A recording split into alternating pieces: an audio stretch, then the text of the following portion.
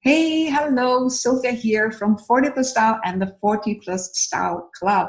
And today I'm here with Ruth Essex, who is one of the style mentors in the 40 Plus Style Club. Hi, Ruth, how are you today? Hi, Sylvia. I'm doing great, thank you. Lovely to see you again.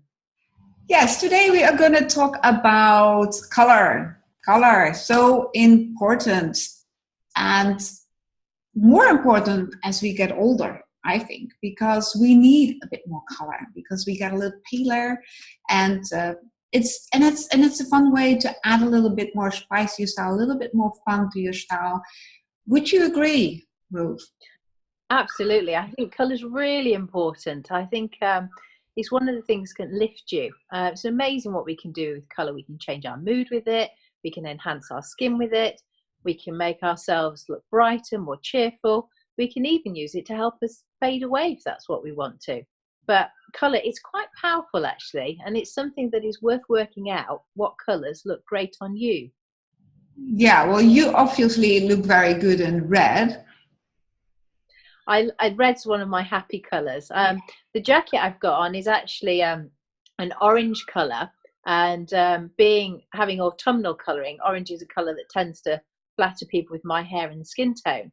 But I like to mix it with something unusual, and this is actually a claret burgundy red.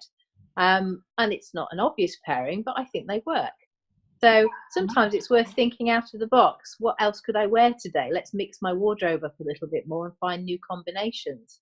Yeah, I mean, I discovered, for example, pink and red. I mean, I had this old silk pink top and I have a really nice red skirt. And one day I had a necklace which had those two colors. And I thought, hey, I actually have I had something in pink, I had something in red. And it's one of my favorite color combinations. I love it because I actually look good in red as well. So what I'm wearing today, not perfect for me. It's a little bit too pale, certainly with this light now. Um, but I do when I wear a little bit of a red necklace next to it and closer to my face, it actually lifts it up, and that's also how you can get away with paler colors. Like I think you are a color consultant and you do color analysis, right? I do, But yeah. and I think it's very useful. But on the other hand, I also don't want to limit myself or other people to too narrow a palette. And there's actually quite a few ways that you can still wear other colors. Can you explain a little bit more on how to do that? Well, there's lots of ways you can start it. First of all, you can look at the colours that you're made up of. So, for example, you seem to have dark brown eyes. Am I right? Yeah, Well, if you look at the top that you're wearing, you've got paler skin with a dark brown eye, whereas you look at your top, it's a pale background with the equivalent of a dark brown eye on it. So wearing that actually enhances your face because it mirrors you. yeah, Whereas the red necklace makes us encourages to look towards your mouth because you're wearing a red lipstick, and they draw us back to your face. So color can help hold attention. I mean, for example, if you were going on a date night, I always suggest that people put on earrings that are a similar color to their eyes, because what it does is it draws whoever's looking at you across the table back to your eyes, so they're focusing on you. So, which is quite a handy tip if you're dating. yeah. That is a very handy handy tip for those of you that are looking for love. What else? What other tips can you give us in terms of color? Don't just think about color in a flat sense. Think about its reflective qualities. Now, my skin's quite velvety, so I suit softer textures. So I look nice in things like angoras or velvets or cashmeres, things that have got a soft texture to them.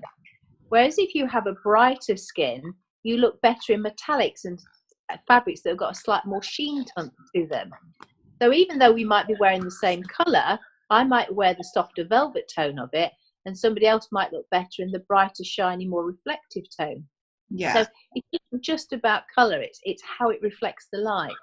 yeah. How do you think, and also what your contrast in yourself is, right? If you have low contrast, high contrast. But I mean, yeah, you can actually get very technical with it, but you also really have to look at your intuition and what you are naturally drawn at. That often tells a lot about you and what you like as well. So yeah, I think it's important to not just look at all the theory of it, but really also look at the feeling of the color. Yeah, I mean, for example, although I like pink, it doesn't suit me and I never feel quite right in it. And so I'm more likely to go towards an orange or a red.